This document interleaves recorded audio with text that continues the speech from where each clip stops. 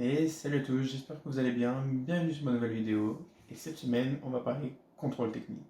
Alors là, j'ai le compte rendu du contrôle technique. Donc je l'ai passé le 15 décembre 2022. Actuellement, nous sommes le 10 janvier, quand je tourne cette vidéo. Donc ça fait presque un mois que je l'ai passé. Et je savais très bien que la voiture allait être calée. Ce que je voulais, c'était savoir exactement ce qu'il y avait à faire dessus. Il faut leur mettre flambe pour pouvoir rouler avec sans souci. Pour moi, dans ma tête, je me suis dit, route de surface, ça va sûrement être pris. Pare-brise fissuré, j'ai sur la partie conducteur tout en haut une grosse fissure. Et je me suis dit peut-être les triangles, s'il en bloque ou une connerie du style. Du coup là j'ai le compte rendu, j'ai des feuilles. Bon, c'était sûr. Je vais vous dire ce qu'il y a dans un premier temps. Alors on commence déjà par dispositif de verrouillage. Quand on a tout démonté, on a oublié de remettre les goupilles, ça c'est tout con. On va pouvoir le faire. Timonerie de direction, capuchon anti-poussière manquant ou carrément détérioré. J'ai mes soufflets de crémaillère de direction à faire des deux côtés. Ça je le savais, je l'avais vu. Ils sont coupés, c'est pas bien grave. Les essuie-glaces arrière, j'ai pas changé la lame. Pourtant je l'ai dans le coffre. État de fonctionnement de phare, mauvaise fixation avant gauche. Là, le truc, c'est que sur la photo que vous voyez derrière, et pour le contrôle technique, j'ai changé mes ailes avant, parce que les miennes étaient déjà défoncées, j'en ai récupéré à la casse. Avec mon clignotant, du coup, avant droit aussi, j'ai récupéré là-bas. L'aile était un peu tordue. Du coup, j'ai pas pu mettre les deux petites pattes de fixation dans l'aile pour maintenir mon phare. Du coup, ça bouge un peu et c'est pour ça qu'il me l'a foutu. Donc en majeur, il va falloir que je trouve un système pour pouvoir la fixer mieux. De toute façon, j'ai toute la face avant à régler, j'ai de la carrosserie à faire, donc ça en fait partie. Ça va être du cours du travail. Orientation des feux de croisement, donc comme ma face avant est mal réglée, mes feux aussi, donc ça c'est normal. Roulement de roue arrière, donc j'ai mon roulement arrière droite qui est à faire. À voir si je fais le deuxième en préventif ou pas.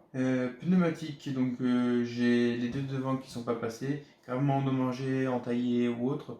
Les quatre sont morts, clairement, ils datent de 2005, je crois, les pneus, un truc du style. Ils sont rancés. Donc là, je roule avec, c'est pas du tout sécure, mais il va falloir que je les fasse aussi. Sachant que j'ai une paire de jantes que je viens de récupérer en 15 pouces. Donc je pense que je vais directement passer dessus. Ça sera plus cool. Il va falloir que je les restaure, donc ça sera dans une prochaine vidéo. Petit teasing. J'avais un souci sur le clignotant comme un abruti que je suis. J'ai remis mon ampoule de clignotant avant droite, du coup, où j'ai changé la coque. Sauf que je l'ai pas verrouillé en la tournant. Du coup, l'ampoule elle s'est barrée et j'ai 3 ou 4 lignes dessus. J'ai mes deux triangles avant et les deux bras arrière à faire. Donc les triangles, je le savais. Les bras arrière, j'ai pas du tout regardé le train arrière, donc c'est à faire aussi. Pare-choc arrière, du coup, détérioration arrière gauche.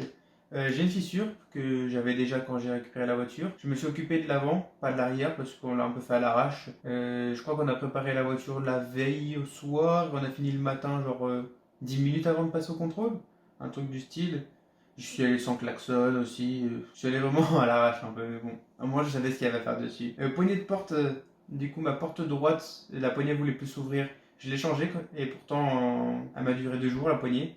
Elle a dû être ouverte 5 fois de l'extérieur avec la nouvelle poignée. Donc il va falloir que je redémonte la garniture de porte, que je regarde à l'intérieur, si c'est le mécanisme de la poignée qui a encore pété ou pas, ou si ça a juste lâché. Donc je pense que ça a dû gripper à l'intérieur et il va falloir que je mette un coup de WD. Avertisseur sonore, donc j'ai pas de klaxon, ça je le savais. Donc ça pareil, je prépare une petite vidéo dessus. Émission gazeuse, du coup dépasse les niveaux des réglementations. Je vais avoir un réglage carbu à faire dessus. Donc dans un premier temps, elle va rester comme ça en monocarbu. Mais par la suite, j'ai des projets dessus. Dual carb, quad carb, on verra. Mais pour l'instant, elle va rester dessus avec une bonne gestion. Et perte du liquide, ils m'ont mis une perte de liquide avant gauche. En fait, j'ai refait mon plein de direction assistée, de liquide de direction assistée. Sauf que, comme un porc, j'ai laissé couler. J'ai fait ça 1 heure avant d'aller au contrôle technique. Du coup, ça n'avait pas séché. Et c'était mis en majeur aussi. Donc ça, tout ça, c'était pour la partie majeure. Défaillance mineure, je vais avoir du coup garniture de plaquettes avant droite, donc de toute façon le freinage aux 4 coins je vais le faire. Tambour, disque ou tambour usé à l'arrière, même pas avant. Donc disque ou tambour avant, donc j'ai disque et plaquettes avant à faire. État de boîtier de crémaillère de direction, manque d'étanchéité, donc ça revient avec le majeur que j'avais eu tout à l'heure. Miroir de dispositif endommagé le central. En gros sur mon rétroviseur central, je vais vous mettre une photo là tout de suite. Sur le rétroviseur central, j'ai tout le contour qui est un peu piqué et il me l'a mis en mineur là-dessus. Donc je le ferai pour une question de qualité, mais au final je me ferai pas recaler dessus parce que c'est en mineur. En gros, arrière gauche, j'ai une petite fissure, mais de rien du tout sur la partie clignotante de mon phare à la gauche et il me l'a notifié dessus. État général du châssis, déformation mineure d'un longeron ou d'une traverse. arrière gauche. Donc je pense que là aussi ça a dû taper, c'est peut-être pour ça que j'ai mon pare-choc arrière qui est fissuré. État du châssis, corrosion arrière droite, arrière gauche, c'est de la rouille de superficie, la rouille de surface qu'il va falloir que je traite. De toute façon, je vais sûrement lui faire une peinture ou un covering ou les deux. Donc dans tous les cas, j'ai déjà tout à la maison pour pouvoir préparer ça. État de la cabine et de la carrosserie, panneau éléments endommagés, avant droit, arrière droit. Ben là, je n'ai aucune idée de ce que c'est. Parce que mes ailes ont été changées. Mon pare-choc a été pété côté avant droit et arrière gauche. Donc soit il s'est gouré pour l'arrière ou j'en sais rien. Et retrouvant détérioration arrière. Je sais que j'ai une ligne dessus où c'est mon coffre. C'est peut-être ça. Sur mon coffre, j'ai le problème que toutes les EG ont. En gros, si vous préférez, au niveau du pare-brise arrière, je vais mettre une photo aussi pour vous imager. Il y a les petits bouts en plastique où viennent se visser du coup les vérins que pour la partie du coup du pare-brise. Et moi, les plastiques ont sauté. Du coup, j'ai voulu défaire les vérins de la caisse pour pouvoir d'abord mettre sur le pare-brise et après mettre sur la caisse. Donc côté conducteur, j'ai pu le faire sans souci. Mais côté passager, de toute façon, tous les soucis que j'ai sur cette voiture sont du côté passager.